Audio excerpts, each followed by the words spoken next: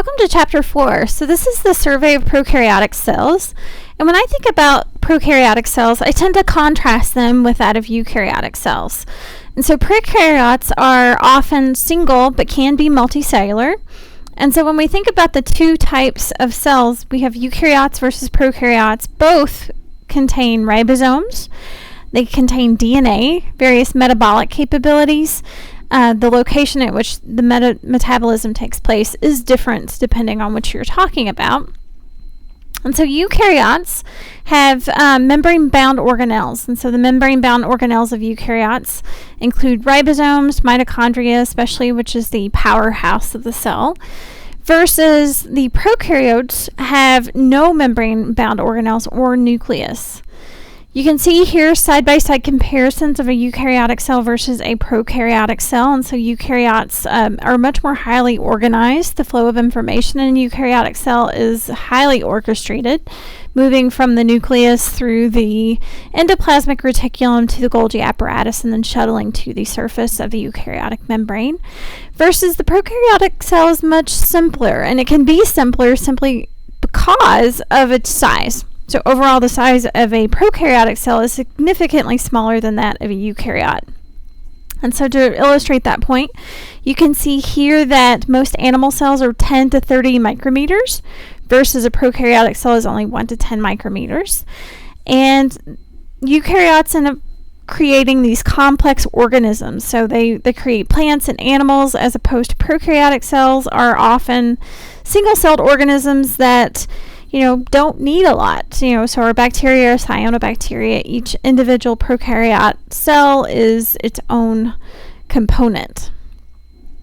And so the characteristics of life, when we break them down, first of all, we think about reproduction and heredity. So the genome is present in both prokaryotic and eukaryotic cells.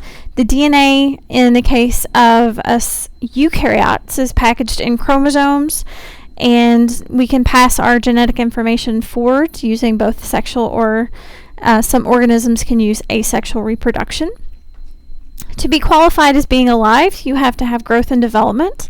And so growth meaning change over time. And so the reproduction transfers into growth and development in the sense that seeds differentiating into a plant. For metabolism, so our metabolism is how we obtain both chemicals and create physical processes, so response to stimulus, which occurs later. And so metabolism is the development of ATP. So ATP is the energy currency of the cell, adenosine triphosphate.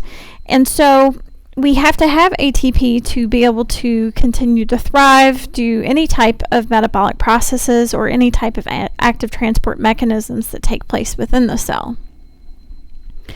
And so those active transport mechanisms move directly into our movement or irritability, so response to stimulus.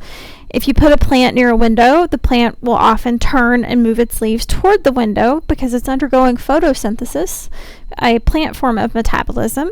And so that movement or irritability is the ability for us to respond to a stimulus. If you happen to have a cell or you have an organism who you reach over and you poke it, well, it's gonna move and shy away from those sorts of negative stimulus or chemical cues. Step 5, cell support and protection. So cells have a cell membrane. They often have cell walls.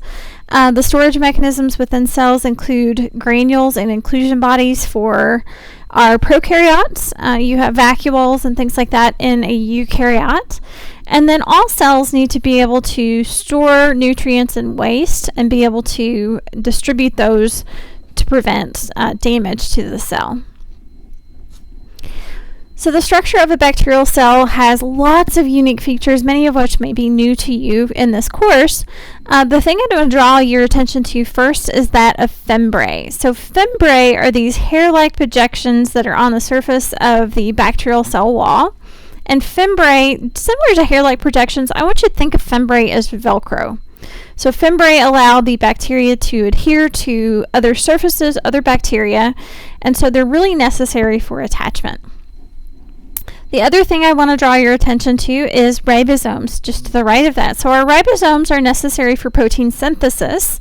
And so both bacterial cells and our eukaryotic cells undergo protein synthesis. The ribosome of a bacteria is slightly different, and we'll discuss that in just the next few slides. We'll also further discuss the various cell walls of a bacteria. So the cell wall of bacteria is the outer layer that coats and covers the cell membrane. So the cell membrane is made of the phospholipid bilayer.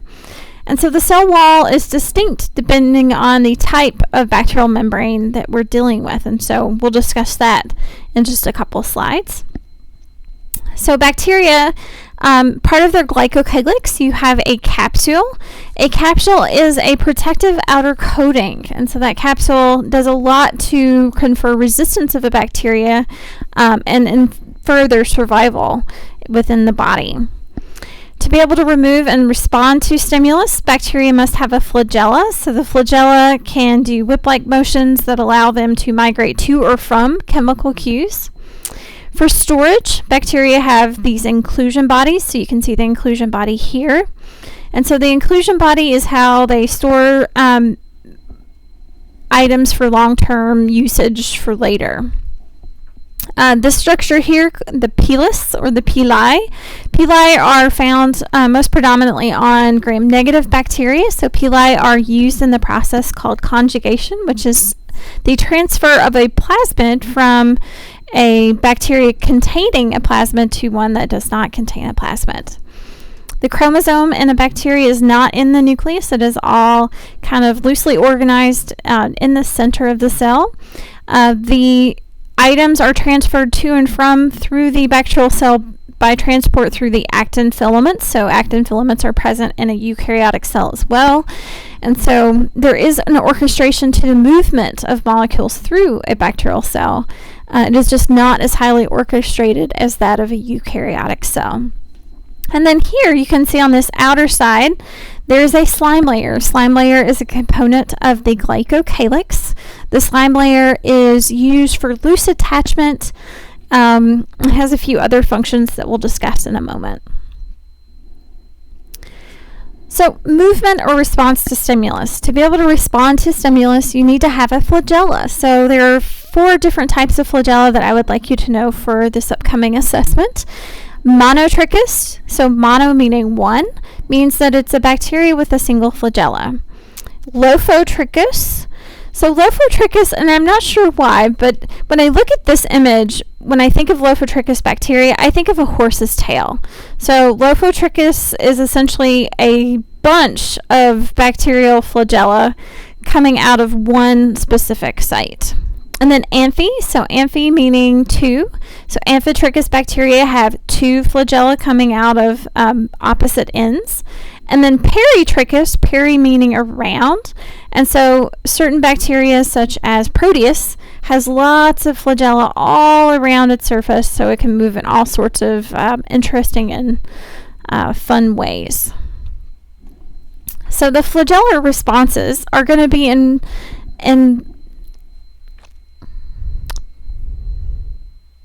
The flagellar responses are going to be induced by chemical cues. So the chemical cues will induce the process called chemotaxis.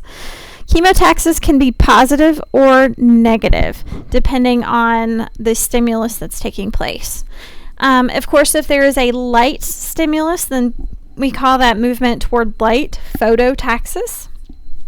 And so when we think about how bacteria move, they can use their flagella in a counterclockwise direction. When they do that, they're going to go in a smooth linear direction or a run, versus if they are whipping their flagella clockwise, then they're going to do kind of this tumbling response. So as I've mentioned before, fimbriae, I would like to consider those very similar to that of Velcro. So they function in adhesion. And the one feature that I want you to consider throughout this class is that if a bacteria cannot attach, it cannot infect. And so bacteria must be able to maintain its connection to a surface or a skin surface to even colonize to reach sufficient numbers to cause infection. And so the image shown here at the bottom is that of E. coli. And so E. coli are attached to your intestinal microvilli, and so these little finger-like projections that increase the surface area along the intestine. The E. coli cells, typically are not causing any harm or damage in the intestine. Only specific virulent forms of E. coli will cause damage or harm. But if a pathogenic form needed to attach, it would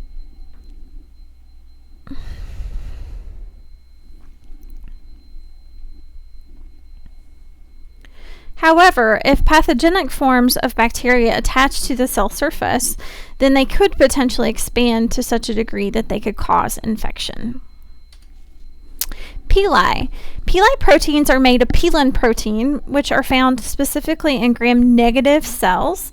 And so the image shown here, you can actually see that pili are transferring from one bacterial cell to the next, and those pili are actually going to transfer a DNA segment or a plasmid from one bacteria to the next. And so when that happens... Bacterial conjugation is a process of genetic transfer between bacterial cells that requires direct contact between the cells. Many, but not all, species of bacteria can conjugate. Conjugation can occur between cells of the same species or even between cells of two different species. A small DNA circle or plasmid called the F factor is required for conjugation. The F factor stands for fertility factor. Strains of bacteria containing the F factor are called F+. Those without it are called F-. An F+ cell, or donor, produces a structure called a pilus to connect with another recipient cell. To begin conjugation, the F factor is cut at a specific region called the origin of transfer by a protein assembly called the relaxosome, which associates with the strand to be transferred, or the tDNA strand.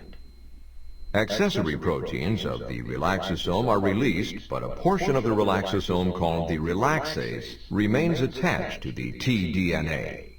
This tDNA relaxase complex is recognized by a coupling factor and transferred to the exporter, a complex in the F+ cell that is contiguous with the pilus. The exporter pumps the tDNA relaxase complex into the recipient cell. Once the entire tDNA molecule is transferred to the recipient cell, relaxase joins the ends to make a circular DNA molecule. As the tDNA is transferred to the recipient cell, it is replicated to become double-stranded. In the donor cell, the F factor DNA was also replicated to become double-stranded. This actually occurred as the tDNA was being transferred to the recipient cell. In the end, both cells wind up with a complete double-stranded copy of the F factor. Their connection through the pilus is released, and each is now an F+ cell that can go on to conjugate with other cells.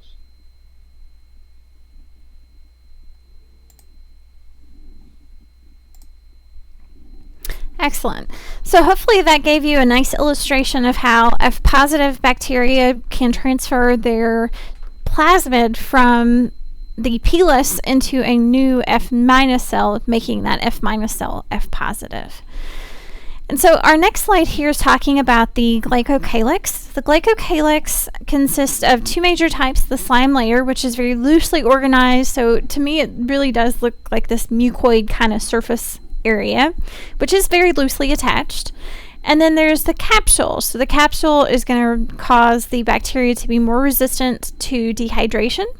It's going to cause the bacteria to be more resistant to nutrient loss.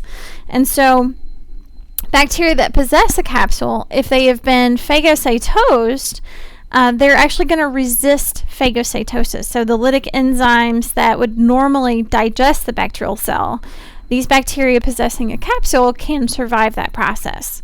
And so the prevalence of capsules and slime layers increase the likelihood of a bacteria creating a biofilm. And so you may ask, what exactly is a biofilm? So a biofilm is an ecosystem of bacteria. Could be the same type of bacteria, it could be bacteria with other microorganisms, so it could be eukaryotic interactions as well. And so this ecosystem, or this multidimensional ecosystem, causes a lot of problems for us in the healthcare industry. So this image here is a biofilm that is formed on a catheter. And so the fibrous surface of the catheter is shown here, but then these are all bacteria cells that have formed this biofilm. And so you've got a variety of cells. And so I want you to take a moment and think about what could be the problem with having a broad variety of microbes attached to a catheter that is in your patient.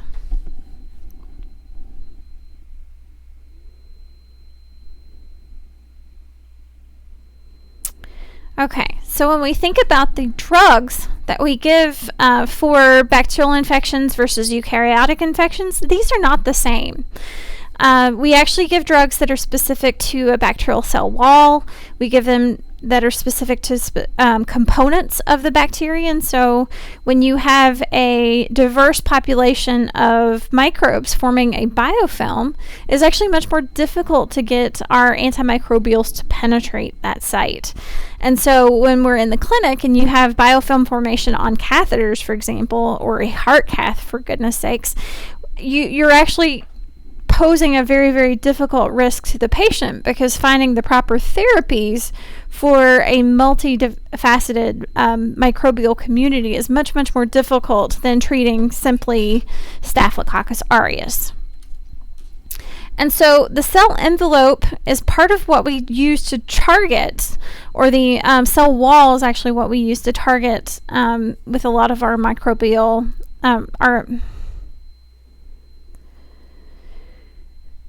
we target the cell wall with a lot of microbial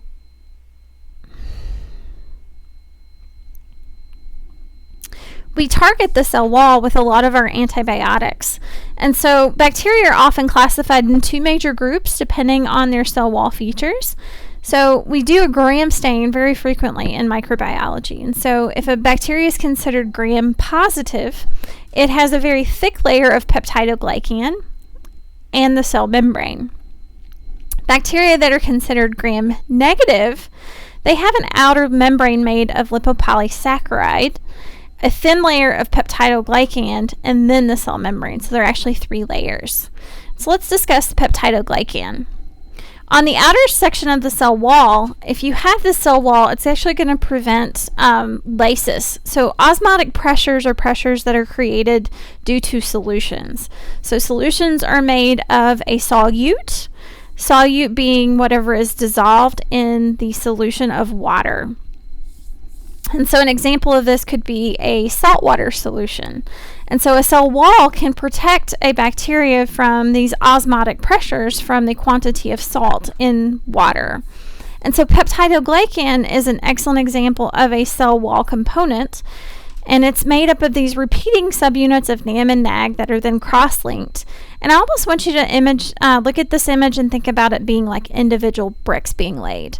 And then those bricks are connected by the mortar, right? And the mortar is actually the cross-links that form that process. And so peptidoglycan, being that repeating long glycan chain, is formed by peptide bonds. And so if you were to disrupt those peptide bonds, such as using an antibiotic, you could disrupt the bacterial cell wall, and then it's susceptible to osmotic pressures. And so peptidoglycan in a gram-positive cell wall is very thick. And so I think of gram-positive being promiscuous, because it's got this thick protective outer layer. And so if you want to try to come up with an analogy, that is my crazy analogy for gram-positive bacteria. So these promiscuous gram-positive bacteria have teichoic acid and lipoteichoic acid. These are the unique cell wall components. Make sure that you know that. So teichoic acid and lipoteichoic acid.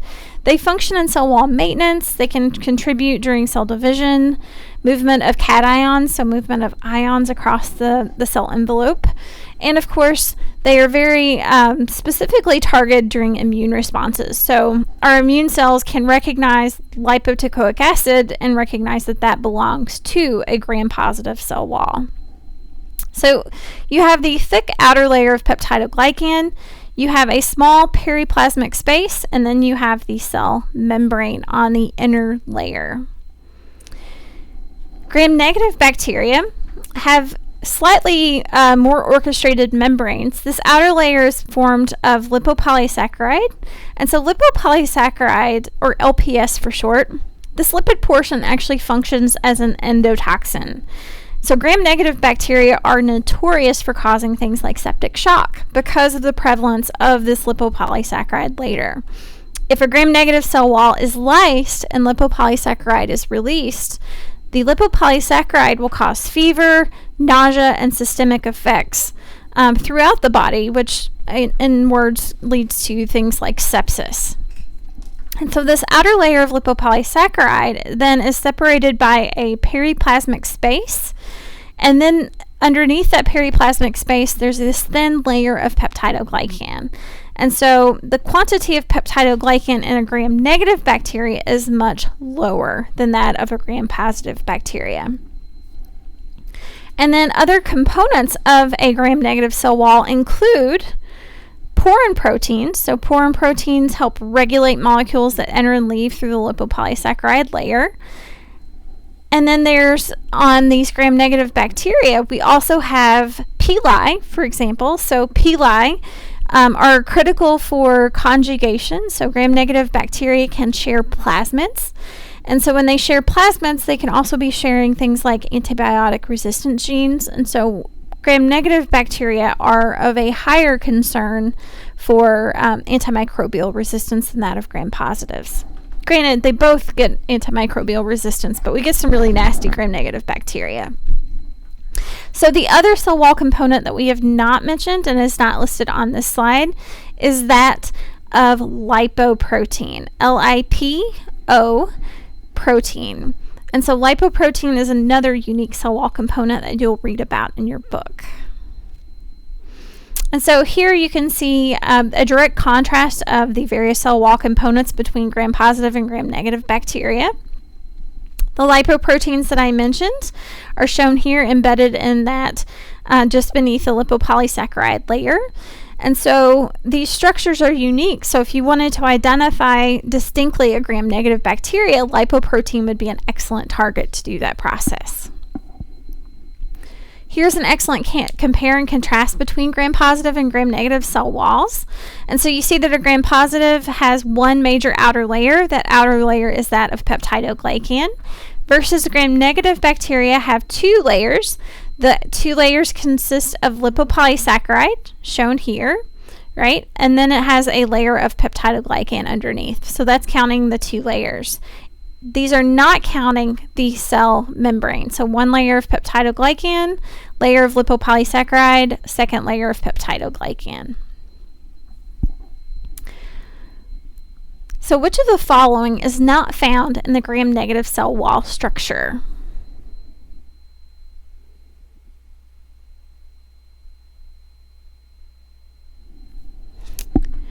The gram stain procedure is one that is an absolute workhorse for microbiologists. And so as a workhorse for microbiologists, what you find is that the gram stain allows us to distinguish gram-positive versus gram-negative bacteria.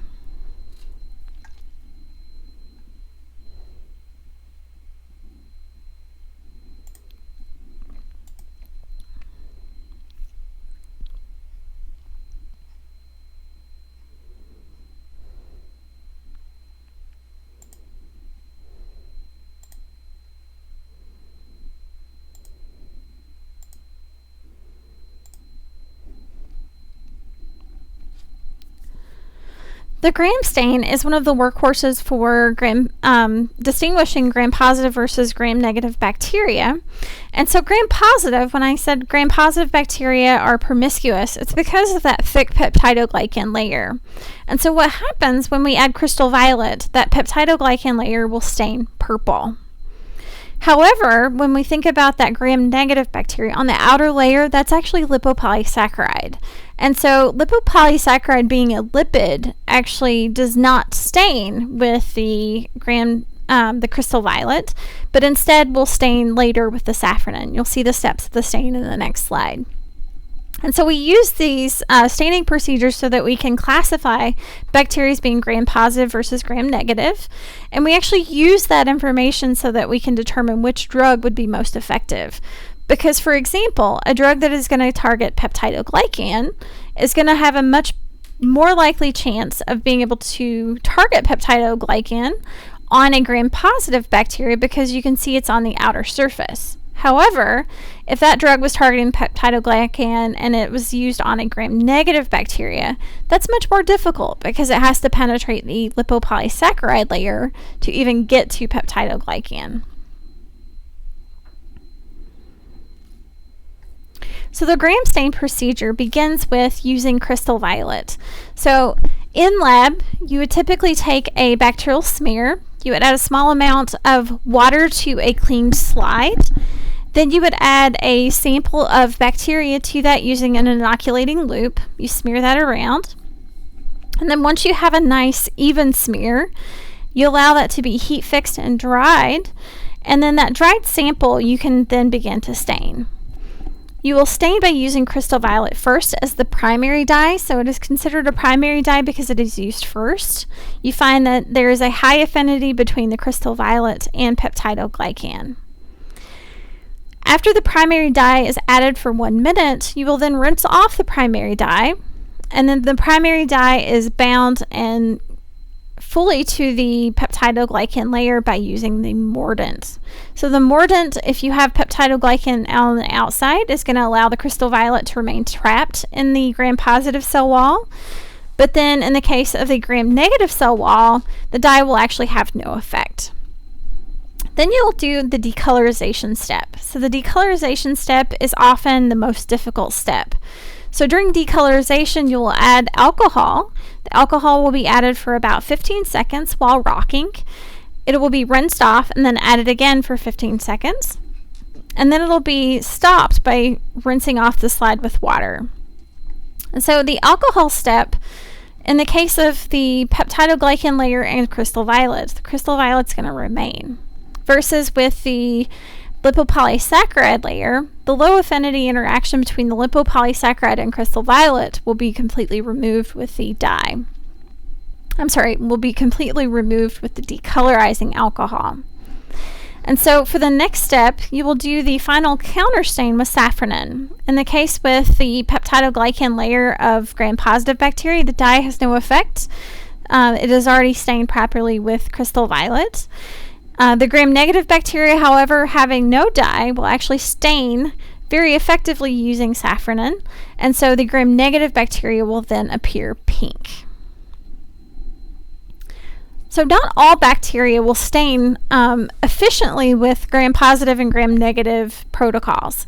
And so as a consequence of that, there's a few that have non-typical cell walls, such as Mycobacterium and Nocardia. So Mycobacterium causes things like Mycobacterium tuberculosis, the causative agent of tuberculosis. And so the gram-positive cell wall in Mycobacterium have this lipid that is called mycolic acid.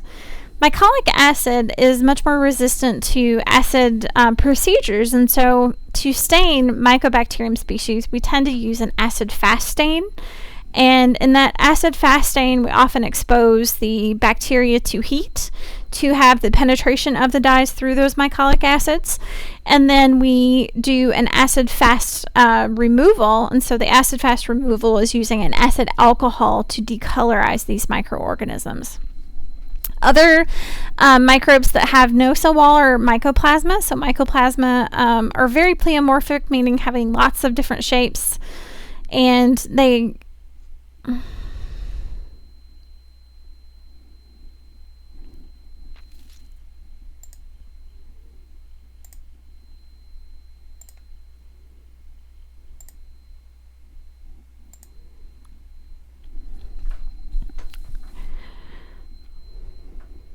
So some bacteria have absolutely no cell wall, such as mycoplasma, and in this case they're pleomorphic.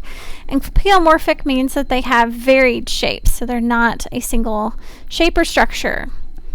So the cell membrane is demonstrated by the phospholipid bilayer and the fluid mosaic model. And so there are transmembrane proteins that pass through the lipid bilayer.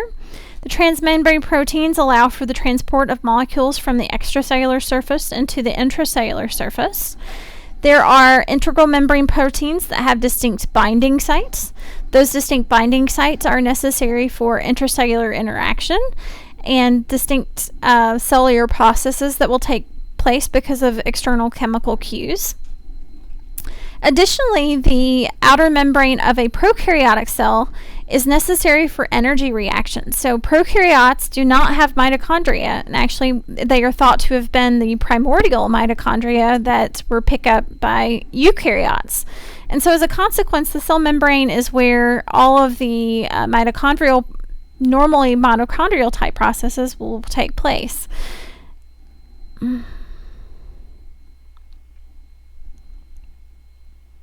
So therefore, the cell wall is where most of the energy reactions will take place in that of a bacteria. And so the cell membrane is selectively permeable, meaning that only certain things can pass from the external surface to the internal surface of a bacterial cell wall. Bacteria have their chromosome in some unique shapes. They have a nucleoid structure, so it can be singular, circular, or double-stranded DNA that has taken place. Some bacteria have plasmids, not all. So plasmids consist of non-essential genes. So these genes could potentially have resistance mechanisms to antibiotics or other advantageous components, but they are not necessary for standard bacterial growth or life.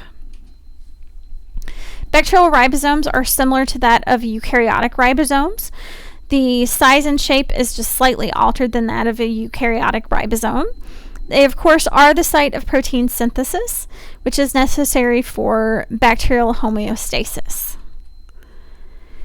Inclusion bodies or granules are those intracellular storage sites within a cell. They can vary based on size, number, and content, and they will vary based on the life cycle of the bacteria. So a bacterial cell, if it is in a later stages of its life cycle, these sources could have been depleted because of usage and loss of nutrients and space. The cytoskeleton of a bacteria can be fluorescently labeled, so you can see these nice little images here of actin polymers. So actin will create that internal network where materials are moved from one side of the bacterial cell to the other.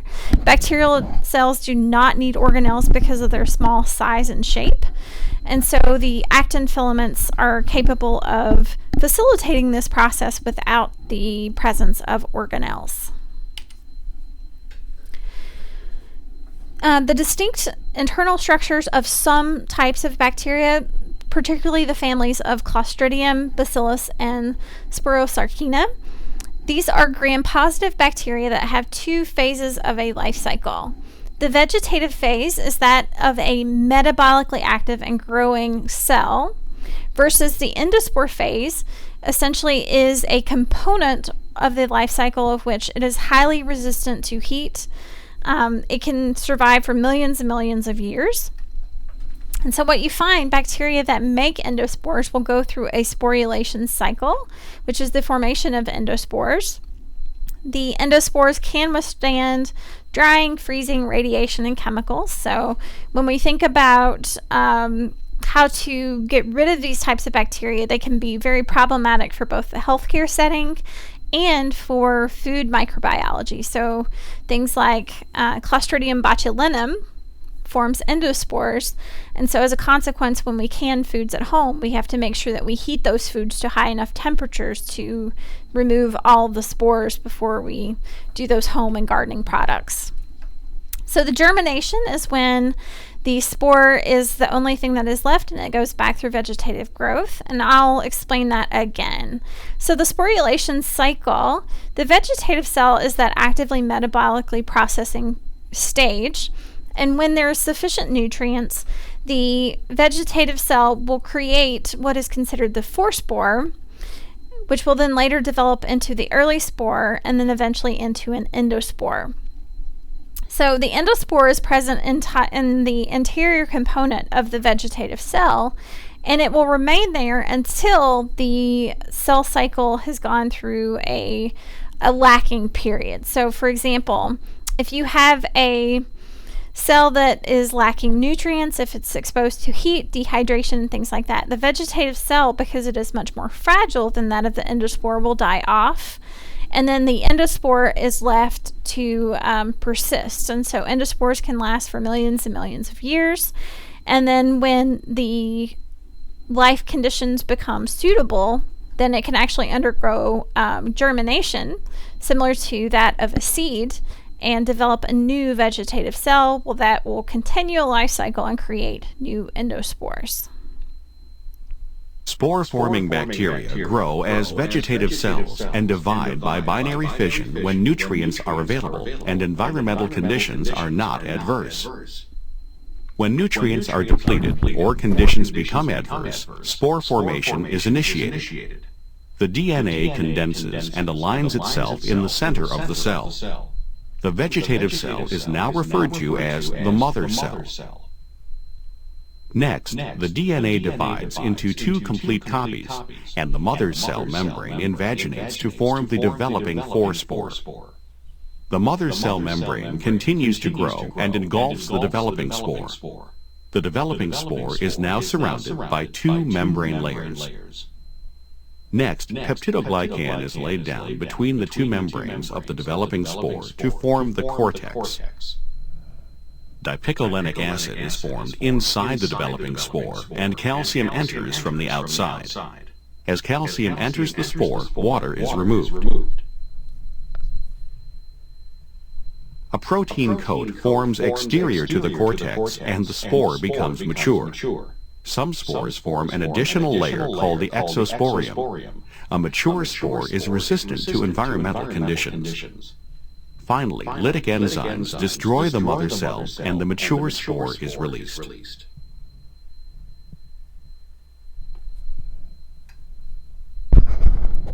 Excellent. So the big take-home message from this section is literally just the formation of the spore. So I'm going to take you back to the image now that you've seen it. The vegetative cell is the actively growing, metabolically responsive component. And so the vegetative cell could be comparable to any type of bacterial cell that has not produced a spore. And so the vegetative cell, when nutrients are available, form the forespore, which eventually develops into an active endospore. And then that endospore is present as kind of that safety cabinet or that safety net in the case of harsh situations. So in class, I often compare this to someone who has a bomb shelter or a food pantry or a food stockpile. And if the apocalypse were to happen, well, the person with the bomb shelter and the food pantry are going to survive. In the case of bacterial world, the bacteria that make spores are going to be the bacteria that are going to survive when there's drought or poor living conditions that are not conducive to survival. So these endospores, like I said, they are essentially immortal. 250 million years is a really long time, and that is the latest documented endospore. They can resist pressurized steam. So an autoclave is pressurized steam, and it goes to 121 psi for 15 minutes. Well, if you have a endospore, you need to actually carry that out for longer, for 30 minutes, to actually sterilize out those samples. So bacterial shapes and arrangements, for the purpose of this class, we're going to talk more so on the superficial level. You will need to know a coccus, meaning a spherical bacterial shape, versus a bacillus is a rod, or I call this a Mike and Ike's candy. And then the other shape that we'll discuss briefly are spirulum. So there are spirula and spirochetes. So the coccus are these kind of grape-like clusters. You'll see things like Staphylococcus aureus or Streptococcus pyogenes that form these cockle shapes. Versus bacillus, things like Clostridium perfringens or Clostridium and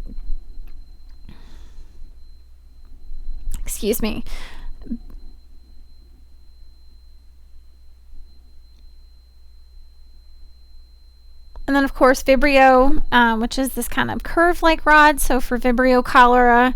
And then the spirochete, one of the most common spirochetes that we'll be discussing in this class is that of Lyme disease, which is Borrelia burgdorferi. So pleomorphic bacteria have unique sizes and shapes, meaning variations in shapes. When we think about these bacterial arrangements, they can form singlets, doublets, tetrads. These shapes can be very distinctive in regard to the type of bacteria that we're looking at in a lab. So often I can look in the microscope and I can determine what type of bacteria it is simply by looking at the Graham stain. The major taxonomic groups that you'll need to know: domain archaea are those primitive microbes that have very extreme habitats, so extremophiles, versus in the domain bacteria, proteobacteria are distinctly the gram-negative bacteria.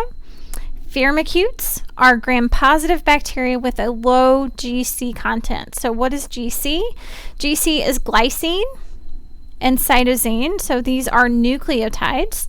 So the low GC content is fewer bonds between the G and the C, so these normally have 3 bonds. Firmicutes then have fewer fewer nucleic acids with 3 bonds. And then actinobacteria. So actinobacteria are gram-positive bacteria with high GC content, and again, guanine, cytosine, nucleotide bonds have 3 bonds, and so when we think about that, the structure and the organization of their DNA is slightly different than that of firmicutes. And so when we break this information down into a phylogenetic tree, this is similar to what you saw in lecture 1. The phylogenetic tree shows that these bacteria here, or actually these archaea here, are much more related to this one than they are to this eukaryota.